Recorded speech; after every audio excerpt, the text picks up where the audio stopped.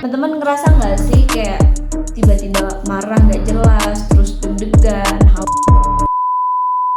Halo teman-teman, perkenalkan namaku Alia Diana Kifa, aku dari KPIB. Jadi di sini aku mau menjelaskan sedikit mengenai psikoanalisis.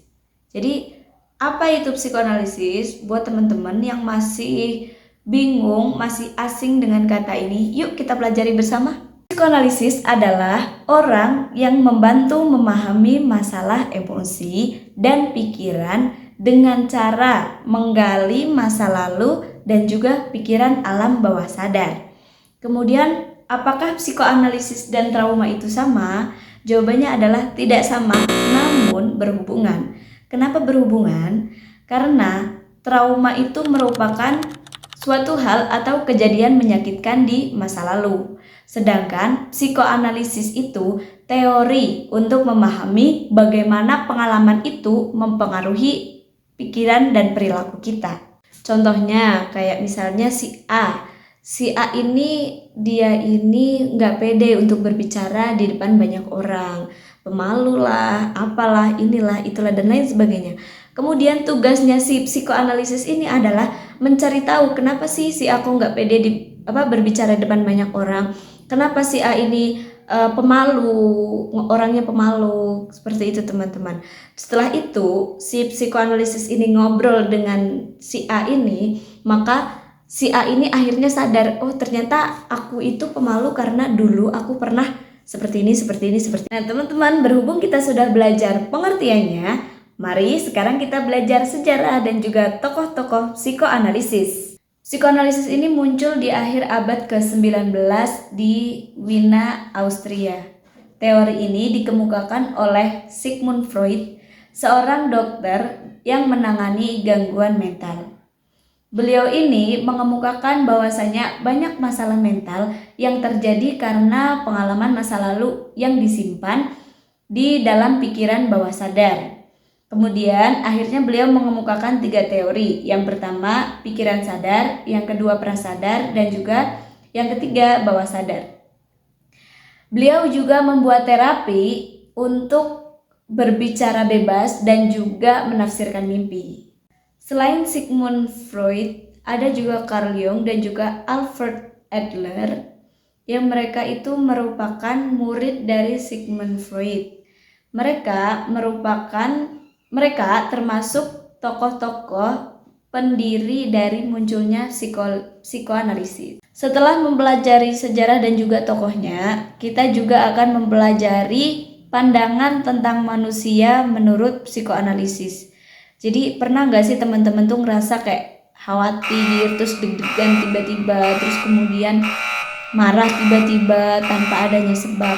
Nah itu tuh disebabkan karena perilaku manusia yang dipengaruhi oleh alam bawah sadarnya.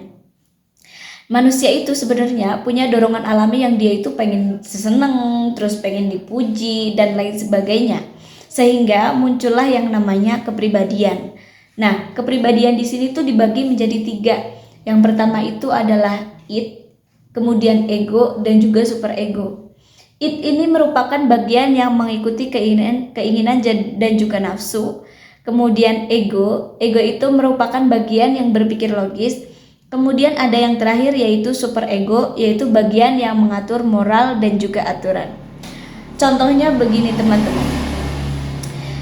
Saya pengen coklat, tapi saya lagi diet. Terus apa yang harus saya lakukan? Kalau misalnya saya hanya mengikuti itu ya udah, saya pengen coklat, saya harus makan coklat gimana pun caranya, dengan tanpa kita tahu coklat itu apa kandungannya apa, terus bisa buat gemuk apa enggak, ya saya bodo amat, yang penting saya mau coklat, saya harus gitu. Nah kemudian ada superego. Superego itu kan bagian yang mengatur moral dan juga aturan. Jadi aduh saya pengen diet, jadi saya nggak usah deh makan coklat, nggak mau makan coklat gitu.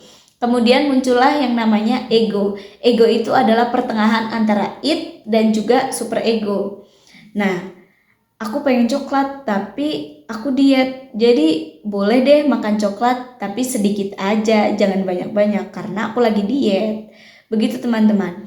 Jadi banyak antara id dan superego itu biasanya sedang beradu pemikiran karena mereka tidak sejalan antara keinginan dan moral dan aturan-aturannya.